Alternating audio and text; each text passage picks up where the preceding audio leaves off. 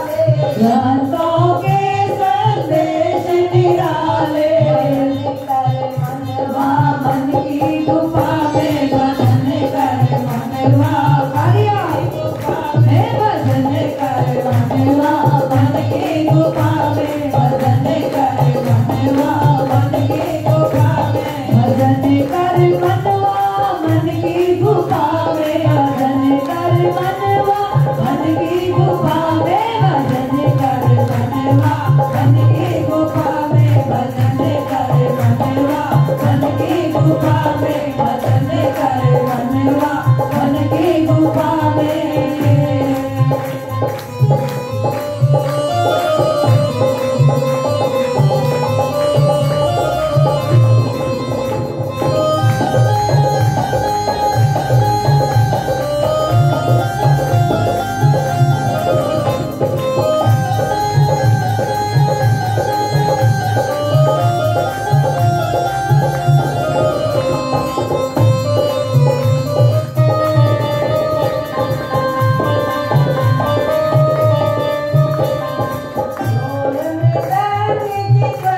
सुहानी ढोल बिलग की धनी सुहानी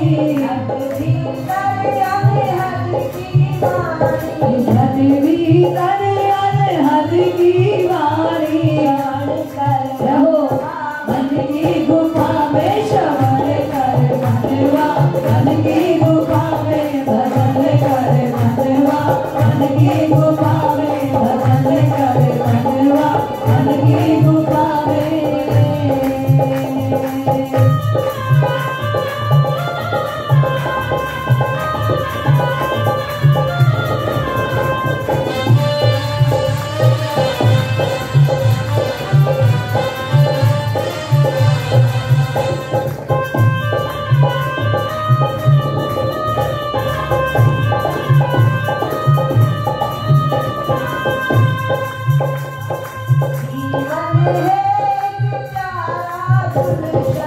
जीवन है एक प्यारा गुलशन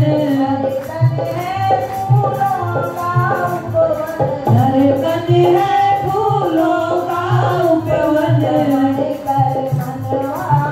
की गुफा में रमण कर मनवा मन की गुफा में भजन कर मनवा मन कारिया भजन कर मनवा मन की गुफा में भजन कर मनवा मन की गुफा में मन की गुफा में मन की गुफा में मन की गुफा में मन की गुफा में भजन कर मनवा मन की गुफा में भजन कर मनवा मन की गुफा में भजन कर मनवा मन की गुफा में कारिया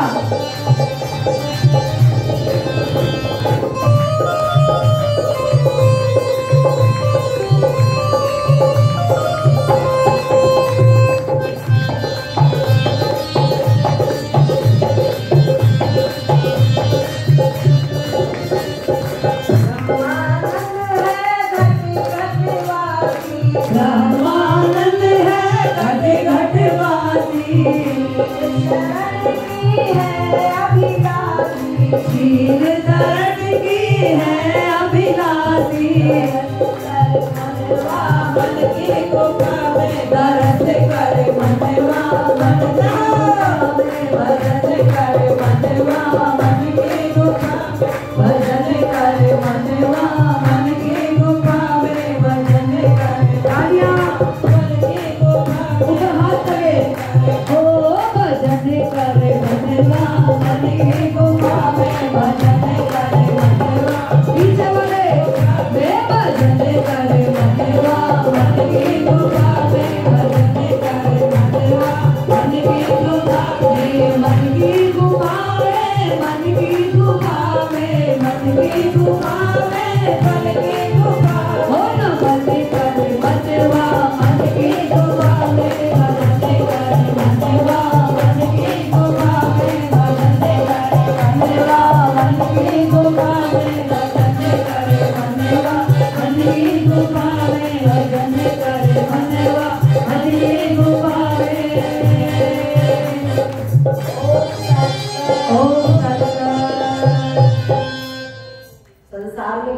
नहीं समझाना, मन को समझाना है, अपने मन को समझाना है। और कुछ भी कर सकते हो, कुछ भी कर सकते हो, कोई आपको रोकने वाला नहीं है। अगर आप प्रभु की तरफ कुछ भी करने को तैयार हो जाते हो तो फिर आपके लिए रास्ते आसान हो जाते हैं, बहुत इजी होते हैं। ये हमने देखा है, मैंने देखा है। जब मैं घर में थी और ये मन में विचार आया कि शादी नहीं करनी, मेरे लिए बहुत बड़ी समस्या थी कि कोई मानेगा कि नहीं मानेगा। अब मेरी माँ रोज साड़ी खरीद खरीद के रख रही थी, जो तैयारी कर रही थी शादी की, जिसके एक बेटी थी, और कभी बनवा रही थी गले का, कभी बनवा रही थी हाथों के, और कभी मैं वो भी देख रही थी। और रोज बैठ बैठ के चर्चा होती थी भी ऐसी शादी करेंगे, जो देखेंगे लोग भी। हाँ, मैं उनके वो अरमान भी सुनती थी प्रतिदिन, और मैं उनकी ये चीजें भी देख रही थी भी कैसे वो मन बना रहे हैं आगे उसकी तैयारी। अभी मेरी उम्र भी कुछ भी नहीं थी, और इन हालातों में मैं किस तरह से मेरी बात को माना जाएगा, इतनी बड़ी समस्या थी ये, बहुत बड़ी समस्या। समझ में ही नहीं आ रहा था कि करूं तो करूं क्या, लेकिन इतनी आसानी से समाधान हो गया, ये मैंने देखा। क्योंकि जब आप सोचते हो ना, जब उस प्रभु की तरफ बढ़ते हो तो वो खुद अपने आप आपका साथ देता है। जब संसार की ओर बढ़ते हो तब कह सकते हो कि मेरा कोई भी सुनने वाला नहीं है। पर मैंने देखा, मुझे ऐसा सुना, एक रात ऐसी थी मेरे जीवन की कि मैं जगती रही पूरी रात की, कैसे होगा, कौन मानेगा घर में, कैसे माना जाएगा। ये तो हो ही नहीं सकता कि कोई ये मान जाए कि भी शादी नहीं करनी। लेकिन बड़ी आसानी से हुआ, मैं उसमें से निकल के आई हूँ। इसीलिए आप लोगों से कहती हूँ, लोग कहते हैं क्या करें, कोई क्या कहेगा, इसमें से तो निकल के आ रहे हैं हम। और कौन सा हम आकाश पे से गिरे थे या पेड़ पे से तोड़े थे, हम इन्हीं घरों में से तो निकल के आ रहे हैं, इन्हीं समस्याओं में से निकल के आ रहे हैं। तुम्हें क्या लगता है यूं ही माँ बाप ने पैदा करा, बड़े करे और कह दिया भैया चले जाओ, इतनी आसानी से भेज दिया? नहीं भेजता कोई भी ऐसे, बहुत सामना करना पड़ता है।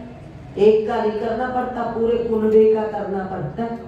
और माँ बाप मान जाए तो माँ बाप को फिर रिश्तेदार नहीं मानने देते और चाचा ताऊ नहीं मानने देते। वो कहते हैं ये गलत है, नहीं कोई क्या कहेगा, कोई सबसे बड़ी बात कोई क्या कहेगा। फिर समस्या खड़ी करते, बोले बेटों के ब्याह भी नहीं होने के, ऐसी ऐसी बात निकाल के लाते हैं, सामने रखते हैं। इसलिए हम बोल पाते हैं आपके सामने, हम कह पाते हैं कि बढ़ो, किसी से न डरो न घबराओ। अगर आप सत्संग नहीं कर पा रहे, अगर आप भजन नहीं कर पा रहे, तो कोई नहीं रोक रहा, आपका मन आप उसके लिए पूरी तरह तैयार नहीं है। केवल इतनी बात है और कोई बात नहीं है। जब 100% आपका मन तैयार होता है तो कोई नहीं है दुनिया में, बड़ी से बड़ी ताकत भी आपको नहीं रोक सकती। मीराबाई कौन थी? मीराबाई राजा की रानी थी, राजघराने की थी, राजकुमारी थी, राजरानी थी। लेकिन जब वो इस दिशा में बढ़ी, उसको देखो, उतने ही जितने बड़े घर के होते हैं उतने बड़े कष्ट होते हैं, क्योंकि बड़े घर वालों की नाक ज्यादा लंबी होती है, बोले कट जाएगी, लोग क्या कहेंगे। तो राजा की रानी, और वो नाच गा रही है, पागल हो रही है भजन में। तो राणा तो चले गए थे, उसके पति तो खत्म हो गए थे, और उसका देवर था। वो जो देवर था वो कहता था हमारी तो बिल्कुल खानदान की नाक ही काट दी इसने, बहुत गलत, आप क्या करें? बोले इसको मार देना चाहिए। मारे कैसे? तो जहर का प्याला भेज दिया। बोले यूं नहीं कहा, राणा ने भेजा तो राणा ने कह दिया कृष्ण ने भेजा है तेरे लिए, पी ले, पी आराम से पी लेगी। मीरा ने तो नहा धो के पिया, कोई ऐसे नहीं बैठी, बोले मेरे कृष्ण ने मुझे भेजा है तो मैं ऐसे थोड़ी पी लूंगी, कृष्ण का दिया हुआ प्रसाद है ये, तो मेरे कृष्ण ने भेजा है। तो वो नहाई धोई और बैठ के बड़े आराम से ऐसे उसको पीने लगी, और वो पी लिया और वो अमृत बन गया उसके लिए। उसके नाम पे आप जहर भी पियोगे तो अमृत बनता है। उसके नाम पे गाली भी खाओगे तो वो आपको आशीर्वाद बन जाती है। उसके नाम की पावर पता ही नहीं है, अभी पता नहीं है, इसलिए हम डरते और घबराते हैं। उसके नाम की बहुत बड़ी पावर है, बहुत बड़ी शक्ति है। फिर वो जब जहर से भी नहीं मरी तो फिर भेजते हैं कि जाओ नाग पिटारा भेज दिया। नाग पिटारा भेजा, वो नाग खोलने लगी उसको पिटारे को, फिर मेरे प्रभु ने मेरे लिए भेजा है ये पिटारा। तो नाग सर्प जो थे वो फूल बन गए उसके लिए, है ना। तो इतना, ये तो अभी कुछ दिनों मतलब इसी कलयुग की चीजें हैं, ये कोई अलग से किसी और उसकी युग की बात नहीं है, ये कलयुग की बात है। और कलयुग तो छोड़ो, हमारे यहाँ पधाने में रत्नी देवी जी का जन्म हुआ, उनके पास भी इतनी परेशानियां थी मीरा की तरह से।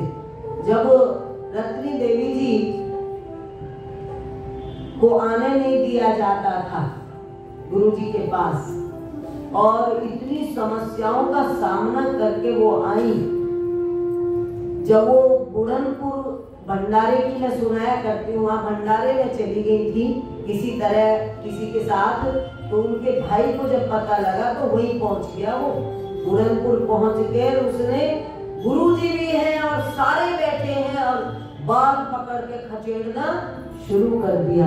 और खचेड़ा, उसके गर्मियों के दिन थे, गेहूं ऊंची ऊंची कटी होती है, हाथ से काटते थे पहले तो, और खचेड़ खचेड़ के वो कपड़े भी फट गए और उसके सारे खून हो गई।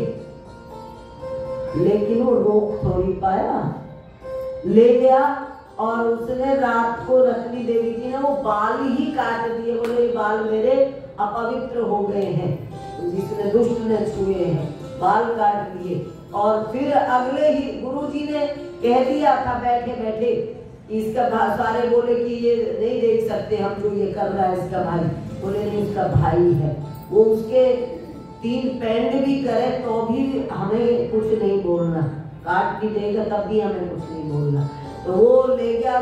फिर गुरुजी ने ये भी कह दिया था कि कल ये वापस यहीं आ जाएगी। तो अगले दिन फिर वो वापस वहीं आ गई थी, फिर कोई वो कुछ नहीं कर पाया।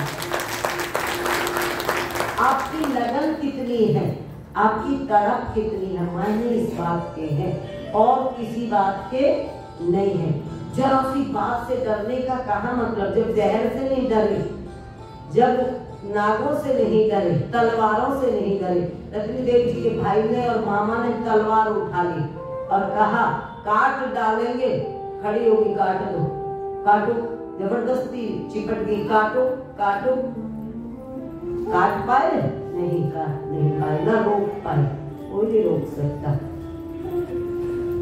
लगन तुझसे लगा बैठे, जो होगा देखा जाएगा। लगन तुझसे लगा बैठे, जो होगा देखा जाएगा। तुम्हें अपना बना बैठे, जो होगा देखा जाएगा। तुम्हें अपना बना बैठे, जो होगा देखा जाएगा। तुझसे लगा बैठे, जो होगा देखा जाएगा।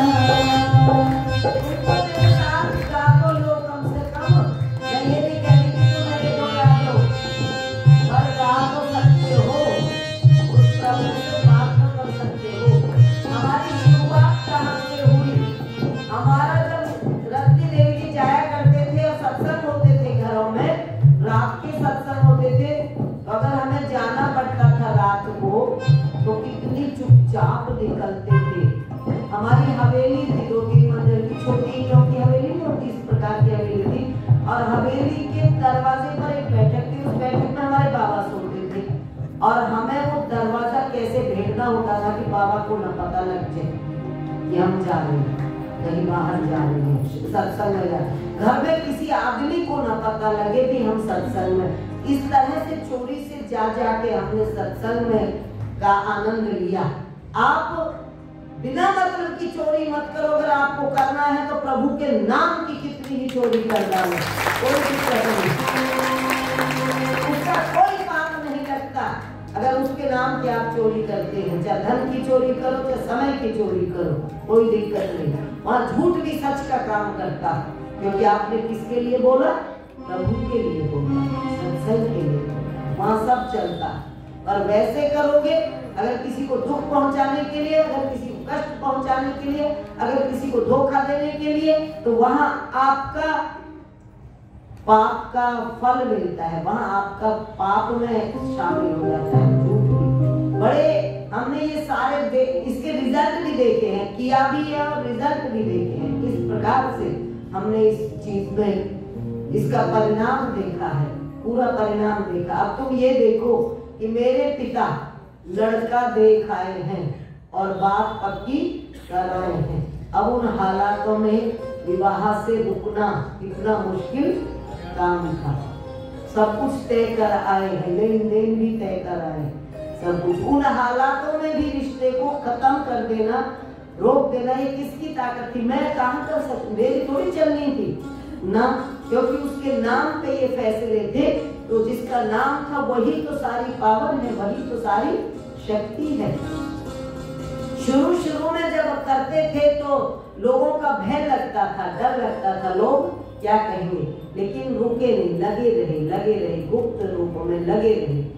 आज भी याद करते, जब फगोते में, मेरी जन्मभूमि में, मुझे जब और दूसरे लोग भी मिलते हैं, तो अब भी कई मिले तो कहा मैं तो वो ध्यान है आपका, जब आप, क्योंकि हम अपने घर के ऊपर, मेरी अभ्यास बन गया था, सुबह शाम संध्या करती थी बैठ के छत के ऊपर, और छत से सारा गांव दिखता था, मैं भी दिखती थी सबको। मुझे भी पता था उस टाइम कि मैं दिख रही होंगी, और मैं तो खुले में बैठ जाती थी। अब लोग मिलते हैं पुराने टाइम के तो कहते हैं हम आपको देखते थे, तो फिर मैं योग भी वही करती थी, शिव शासन वगैरह भी करती थी, तो सब देखते थे। नई बहुएं उस वक्त की जो आई हुई थी वो अब बड़ी हो गई हैं, वो मिलती हैं तो कहती हैं हमने तब देखा था आपको, तब बड़े चर्चे थे आपके नाम के। तो क्या आपको लगता है कि जब मैं योग कर रही थी तो किसी को बुरी लग रही होंगी? नहीं लग सकता। जब मैं भजन कर रही थी तो किसी को बुरी लग रही होंगी? नहीं लग सकती। भजन करने वाला, योग करने वाला, सत्संग करने वाला बुरा किसी को नहीं लगता, पर दूसरों के अच्छे लगते हैं, अपना अच्छा नहीं लगता। अपना बच्चा तैयार हो जाए संन्यास लेने के लिए या घर छोड़ने के लिए तो राजी नहीं होता कोई भी। दूसरे का तैयार हो तो 7 पीढ़ी तर गई, तुम अपनी भी तार लो ना, 7 पीढ़ी औरों की तार है, युग जमाने का रिवाज है। तो ये भजन हमें बहुत शक्ति देता था, ये